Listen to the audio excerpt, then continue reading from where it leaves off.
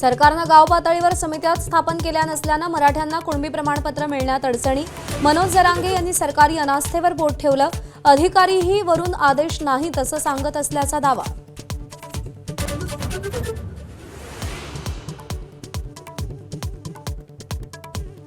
हैदराबाद गॅझेटच्या अंमलबजावणीनंतर मराठवाड्यात फक्त 98 मराठ्यांना कुणबी प्रमाणपत्र मिळाली। विभागीय आयुक्तांची एबीपी माझाला माहिती।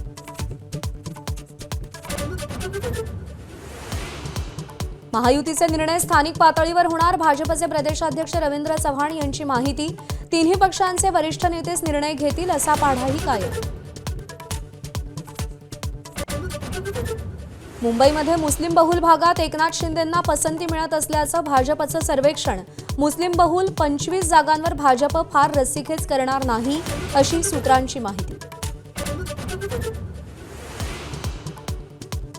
मुंबईत मायक्रोसॉफ्ट सर्वात मोठी जीसीसी उभारण्याच्या तयारीत 45,000 रोजगारांची निर्मिती होणार। मुख्यमंत्र्यांचं वक्तव्य। मायक्रोसॉफ्टच्या सत्या नडेलांसह मुख्यमंत्र्यांची महत्त्वाची बैठक।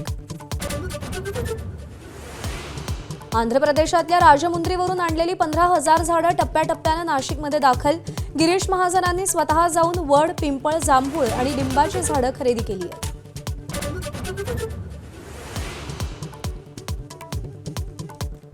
नाशिकमध्ये 4 मलनिस्सारण प्रकल्पांसाठी 1,270 झाडं तोडणार। तपोवनमध्येही 1800 झाडांवर कुऱ्हाड चालण्याची दाट शक्यता। शरद पवारांना भारतरत्न मिळाला पाहिजे। जितेंद्र आव्हाड यांची पवारांच्या वाढदिवशी मागणी।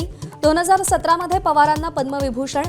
आज यशवंतराव चव्हाण प्रतिष्ठानमध्ये शरद पवारांकडून कार्यकर्त्यांच्या शुभेच्छांचा स्वीकार।